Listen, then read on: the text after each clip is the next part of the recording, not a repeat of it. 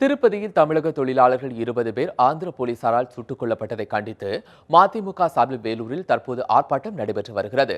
ஆர்ப்பாட்டத்திற்கு தலைமையேற்று மதிமுக பொதுச் செயலாளர் வைகோ உரையாற்றி வருகிறார். அதன் நேரடி காட்சிகளை தற்போது காணலாம். நீதி வேண்டும், உயிரிழந்த தமிழர்களுக்கு நீதி வேண்டும், முறையான நிவாரணம்.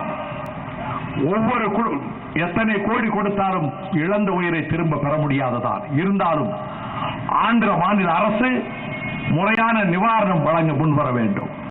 தமிழக அரசு இதை அன்றாட சாதாரண பிரச்சனையாக கருதாமல் இதுவரை நடக்காத ஒரு படுகொலை தமிழர்களுக்கு இழைக்கப்பட்டிருக்கிறது என்ற விதத்தில் இந்த பிரச்சனையை ஆந்திர அரசோடும் மத்திய அரசோடும் எடுத்துச் சென்று உச்சநீதிமன்ற நீதிபதியை கொண்டு விசாரணை நடத்தவும், இந்த தமிழர்களை படுகொலை செய்த கொலை குற்றவாளிகளை கைது செய்து சட்டத்தின் பிடியிலே கூண்டிலே நிறுத்தி தண்டிக்க வைப்பதற்கும் உரிய நடவடிக்கை எடுக்கப்பட வேண்டும். அந்த உயிரற்ற உடல்களை தூக்கிக் கொண்டு செல்கிற போது ரொம்ப வேதனையாக இருக்கு, இதயத்தை பிளக்கிறது. ஒரு மரக்கத்து ஒரு குச்சி மர தூண்ல ஒரு கம்புல கட்டி கசாப்பு கடைக்கு தூக்கிட்டு போற மாதிரி அது தூக்கிட்டு போறதை தொலைக்காட்சியில பார்க்க முடியவில்லை. பல பேருக்கு காயங்கள், உடம்பிலே பல இடங்களில் நெருப்பு வைத்த காயங்கள் எல்லாம் இருந்திருக்கின்றன. இன்னும் வாயால் சொல்ல முடியாத அளவுக்கு உடலின் சில பகுதிகள் சிதைக்கப்பட்டிருக்கின்றன. என்ன பாவம் செய்தார்கள்? தமிழர்களாக பிறந்ததுதான் பாவமா? இந்த அப்பாவி கூலி தொழிலாளர்கள் உடம்பையெல்லாம் சிதைத்து சித்திரவதை செய்து கொஞ்சம் கொஞ்சமாக கொண்டிருக்கிறார்கள். பிறகு சுட்டு பொசுக்கி இருக்கிறார்கள். பொசுக்கி விட்டு அங்கே கொண்டு போட்டு பழைய மரக்கட்டைகள், அதுல எல்லாம் பழைய நம்பர் எழுதப்பட்டிருக்கு.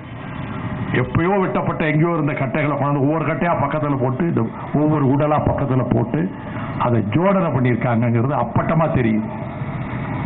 இந்த படுகொலையை மூடி மறைக்க முயலுகிற ஆந்திர அரசுக்கு கண்டிக்கின்றோம். ஆந்திர அரசை கண்டித்துத்தான் சித்தூர் மாவட்ட ஆட்சித்தலைவர் அலுவலகத்தை முற்றுகையிட செல்லுகிறோம். தமிழ்நாடு காவல்துறைக்கு தெரிவிக்கிறேன், நாங்கள் சித்தூர் மாவட்ட எல்லைக்குள் நுழைகிற போது அவர்கள் கைது செய்யட்டும். நீங்களே எங்களை தடுக்கிறீர்கள்.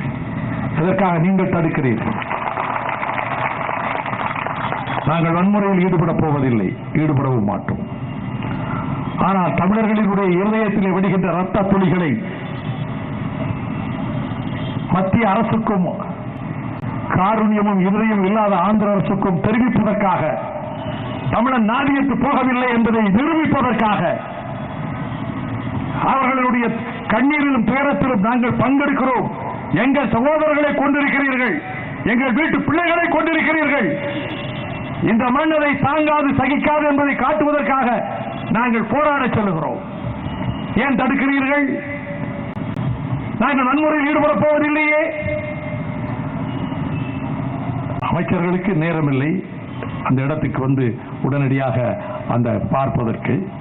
ஆனால் நாங்கள் செல்வதை ஏன் தடுக்கிறீர்கள்?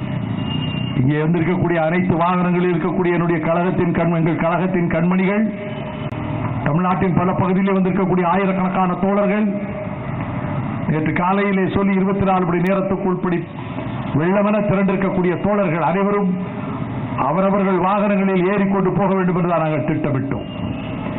இப்பொழுது நாங்கள் சொல்லுகிறோம், ஓட்டுநர்கள் வாகனங்களை பின்னாலே கொண்டு வரட்டும். நாம் நடந்து செல்லுவோம். வாகனங்கள் பின்னால் அணிவகுத்து வரட்டும். நீங்கள் வாகனங்களில் ஏற வேண்டாம், ஓட்டுநர் வாகனங்களை கொண்டு வரட்டும்.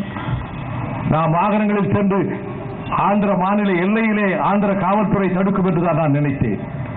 ஆனால் தமிழ்நாடு காவல்துறை எங்களை இங்கேயே தடுக்க முயன்றிருப்பதை நான் எதிர்பார்க்கவில்லை. ஆனாலும் நாங்கள் எங்கள் எதிர்ப்பை பதிவு செய்கிற விதத்திலே, எங்கள் போராட்டத்தினுடைய நோக்கத்தை நிறைவேற்றுகிற விதத்திலே நாங்கள் இப்பொழுது அணிவகுத்து செல்வோம் என்று நான் தெரிவித்துக் கொள்கிறேன்.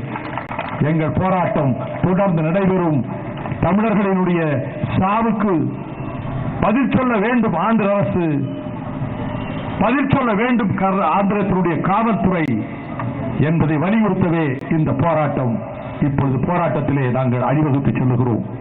எங்கள் வாகனங்களிலே நாங்கள் சித்தூரை நோக்கி செல்வதற்கு தான் வந்தோம். எங்கள் வாகனங்கள் எங்கள் பின்னாலே வரும்.